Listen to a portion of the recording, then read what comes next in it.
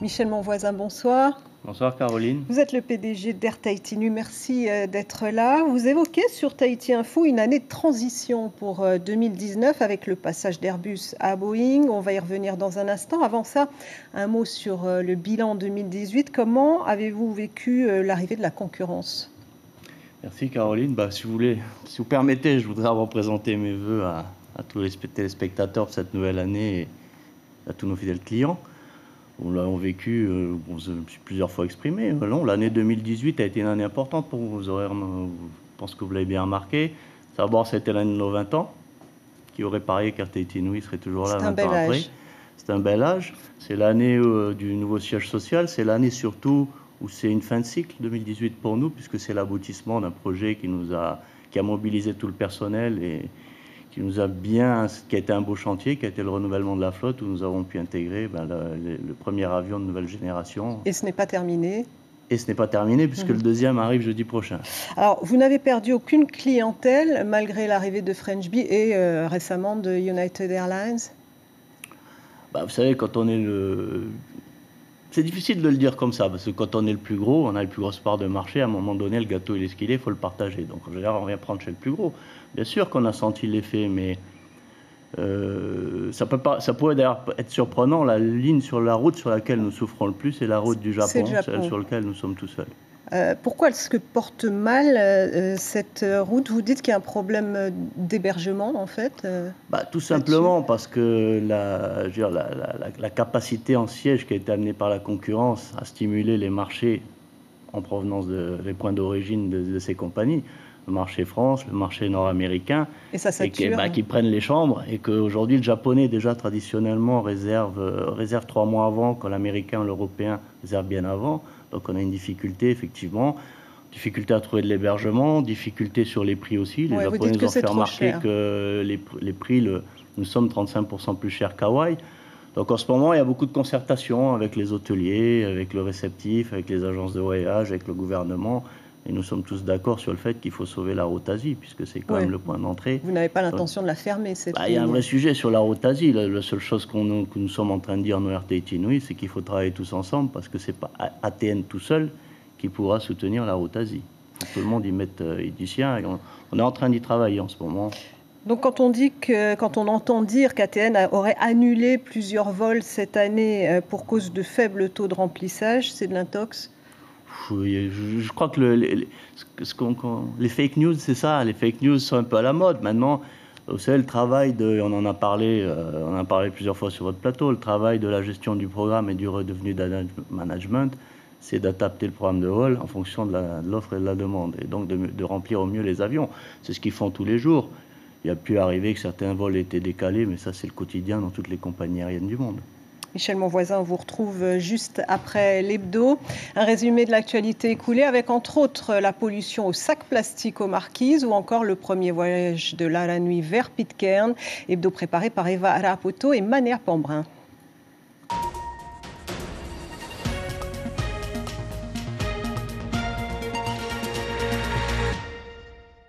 Le ton de la croisière est donné, organisé comme les bagages alignés pour chaque cabine, coloré et animé à l'exemple du deck arrière qui accueille les passagers fraîchement embarqués.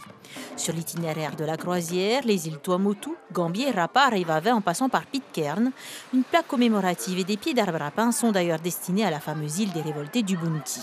C'est quand même un plaisir d'emmener ce bateau là-bas et puis de découvrir la famille qui nous attend, quoi. La Ranouilla appareille aujourd'hui pour une croisière qui devrait durer 15 jours. Il suffit de prononcer un petit nom charmant à papéter.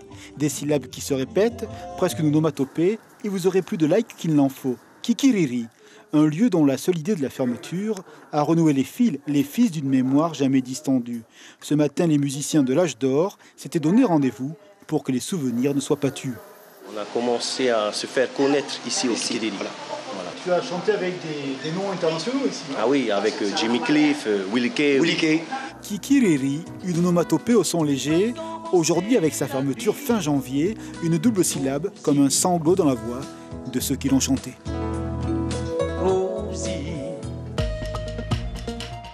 Mercredi dernier, une habitante de Hivaoa poste sur Facebook cette vidéo et des photos montrant des centaines de sacs plastiques échoués sur la plage de Ta'awa. Il existerait un navire qui s'appelle Hanyang 2 et qui est un navire de pêche chinois de 62 mètres de long et qui pêche le calamar. Donc maintenant, il va falloir vérifier que ce navire existe bien et a bien navigué dans les eaux ces derniers temps. 30 000 hier, 50 000 francs aujourd'hui, c'est le nouveau montant de la franchise douanière pour tout voyageur de plus de 15 ans qui importe des marchandises dans ses bagages personnels. Pour les commerçants, par contre, cette mesure fiscale a du mal à passer. On parle de concurrence déloyale, de marché noir. Vous savez très bien que les gens viennent avec des tas et tas de marchandises, ils font de la revente, donc ils font du commerce. Sont-ils patentés? Le gouvernement devrait chercher une véritable équité. Que ce soit à l'arrivée ou au départ des États-Unis, les files d'attente risquent d'être longues pour les voyageurs polynésiens. En effet, police aux frontières, agents des douanes ou encore de sûreté et de sécurité aux aéroports ne sont plus payés depuis le 22 décembre dernier. Ceux qui sont sur le terrain sont réquisitionnés, un fait dénoncé par les syndicats des aiguilleurs du ciel qui ont porté plainte contre le gouvernement Trump. Car c'est le président américain qui a décidé la fermeture de tous les services administratifs fédéraux pour forcer le Parlement à voter la construction d'un mur tout le long de la frontière mexicaine. Michel Monvoisin, le shutdown aux États-Unis, ça a eu un impact sur les compagnies aériennes? Je n'ai pas trop de retour sur le sujet. Bon, vous savez, on est en très basse saison, donc les vols ne sont pas très pleins. L'aéroport, c'est la période de l'année où l'aéroport est le moins encombré. Puis bon, il y a aussi peut-être plus de tolérance des agents, je ne sais pas, j'y suis pas passé, mais je n'ai pas de retour particulier. Alors, nouveau siège social pour une nouvelle stratégie. 2019 sera l'année du renouveau. Quels sont les défis à relever pour vous? Le plus important des défis, c'est la transition, bien sûr. C'est que 2019, c'est une année où nous allons voler avec 2 types d'appareils, donc de flottes, de secteurs. C'est l'année, mais c'est l'année qui va nous permettre de faire entrer RTIT Nui dans un nouveau cycle, de vraiment mieux nous préparer avec, je pense, un excellent produit, voire si ce n'est le meilleur, à nous préparer aux défis qui nous attendent sur les années à venir, bien sûr. L'avion Tupaya arrive jeudi. Pour vous, ce changement d'appareil, il est salvateur face à cette concurrence qui s'est installée? Vous savez, quand vous avez déjà 30% d'économie sur le carburant et que vous savez que le carburant représente entre 30 et 40% des charges d'une compagnie aérienne, c'est déjà un premier avantage.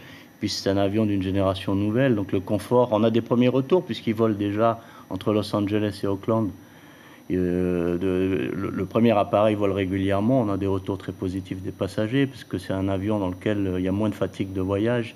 La pressurisation cabine fait que c'est comme si on était au sol, la climatisation est renouvelée toutes les 2 minutes avec des particules d'eau qui sont injectées avec un confort. Déjà, même pour les personnels, il nous faut remarquer que le confort de voyage est vraiment nettement amélioré. Le Tupaya, il sera destiné à la ligne sur le Japon? Alors le Tupaya, il va commencer à ouvrir les fréquences sur Narita, puis la France au mois de mars. Vous dites que l'aéroport de Taitifa manque d'aménagement. Aujourd'hui, il y a beaucoup de compagnies aériennes qui arrivent en même temps. C'est vrai que c'est un problème?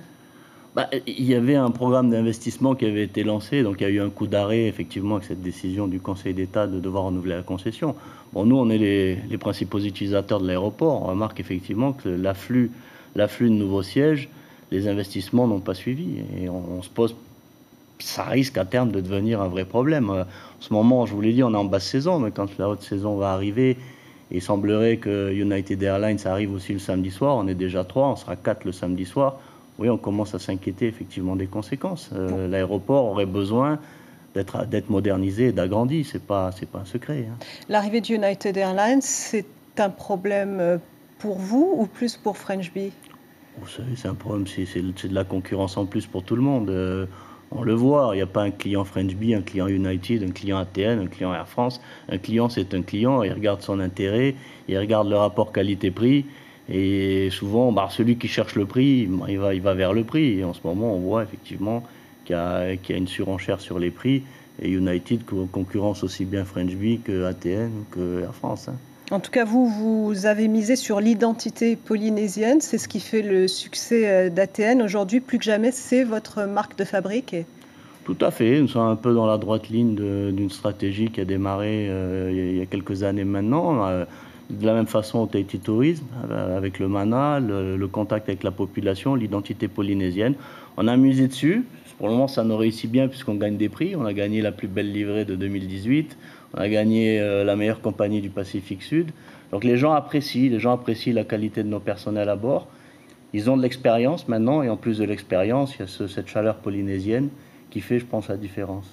Un dernier mot, la concurrence aérienne, c'est aussi l'arrivée d'une deuxième compagnie domestique, celle de Bill Ravel. Comment est-ce que vous l'appréhendez, cette arrivée? L'appréhender, c'est plus Air Tahiti que nous qui l'appréhendons, mais vous parliez de l'aéroport, justement. Une question basique, je me demande effectivement où est-ce qu'ils vont les installer sur l'aéroport, puisqu'il leur faudra du parking et un hangar.